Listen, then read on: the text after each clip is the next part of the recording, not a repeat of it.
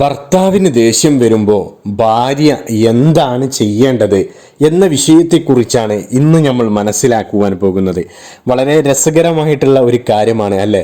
എങ്കിലും ഈ ഒരു വിഷയം പലർക്കും ഉപകരിക്കുന്ന ഒരു വിഷയമാണ്. ചിലരുടെ ഭർത്താക്കന്മാർ പെട്ടെന്ന് ദേഷ്യം വരുന്നവരാകാം, എന്നാൽ മറ്റു ചിലർ വേറെ ഒരു രീതിയിലാകാം. ചിലർക്ക് ചെറിയ ചെറിയ കാര്യങ്ങൾക്ക് തന്നെ പെട്ടെന്ന് ദേഷ്യം വരുന്ന ആളുകളൊക്കെ ഉണ്ടാവും. അപ്പോൾ ഭർത്താക്കന്മാരുടെ ദേഷ്യം കുറക്കുവാൻ വേണ്ടിയിട്ട്, അവരുടെ ദേഷ്യം കളയുവാൻ വേണ്ടിയിട്ട് ഭാര്യമാർ ശ്രദ്ധിക്കേണ്ട കുറച്ച് കാര്യങ്ങൾ, ഒരു 4 കാര്യങ്ങളാണ് നമ്മൾ മനസ്സിലാക്കുവാൻ പോകുന്നത്. അതിൽ ഒന്നാമതായിട്ട് ശ്രദ്ധിക്കേണ്ടത്, ഭർത്താവിന് ദേഷ്യം വന്നാൽ ഭാര്യ കൊഞ്ചിക്കുഴഞ്ഞ് സംസാരിക്കാൻ ശ്രദ്ധിക്കുക. ഭാര്യയും അതുപോലെ ആകുകയല്ല വേണ്ടത്. ഭാര്യ ഒന്ന് ചെറുതായി കൊടുത്ത് ഒന്ന് കൊഞ്ചിക്കുഴഞ്ഞൊക്കെ ഒന്ന് സംസാരിക്കാൻ ശ്രദ്ധിക്കുക. ഇത് ഭർത്താവിൻ്റെ ദേഷ്യം കുറക്കാൻ സഹായിക്കും. ഇനി അടുത്തതായിട്ട് ശ്രദ്ധിക്കേണ്ട ഒരു കാര്യമാണ്, അവനെ കെട്ടിപ്പിടിക്കാൻ ശ്രമിക്കുക. അവനെ കെട്ടിപ്പിടിക്കുക. ഇതൊക്കെ അവൻ്റെ ദേഷ്യം കുറക്കും, അവൻ്റെ മനസ്സിന് ഒരു സന്തോഷം നൽകും ഇങ്ങനെ ചെയ്തു കഴിഞ്ഞാൽ. ഇനി അടുത്തതായിട്ട് ശ്രദ്ധിക്കേണ്ട കാര്യമാണ്, അവൻ്റെ കവിളിൽ ഉമ്മ കൊടുക്കുക. അവൻ്റെ കവിളിൽ ഉമ്മ കൊടുത്തു കഴിഞ്ഞാൽ അവന് കിട്ടുന്നത് വലിയ ഒരു സന്തോഷമാണ് അല്ലേ?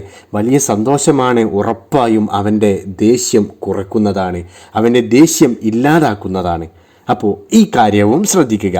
ഇനി അടുത്തതായിട്ട് ശ്രദ്ധിക്കേണ്ട കാര്യം എന്താണ്, നീ എന്തെങ്കിലും ആവശ്യങ്ങൾ അവനോട് ഉന്നയിച്ചതിന് വേണ്ടിയാണ് അവൻ ദേഷ്യപ്പെട്ടത് എന്നുണ്ടെങ്കിൽ, അതായത് ഭാര്യ എന്തെങ്കിലും ആവശ്യം ഉന്നയിച്ചതിൻ്റെ പേരിലാണ് അവന് ദേഷ്യം ഉണ്ടായത് എന്നുണ്ടെങ്കിൽ, ഭാര്യയുടെ ആവശ്യവും ആഗ്രഹവും ഒന്ന് മാറ്റിവെക്കാൻ ശ്രമിക്കുക. ഭാര്യയുടെ ആവശ്യം ആഗ്രഹവും ഒന്ന് തൽക്കാലം ആ ദേഷ്യം മാറുന്നത് വരെ ഒന്ന് മാറ്റിവെക്കാൻ ശ്രമിക്കുക.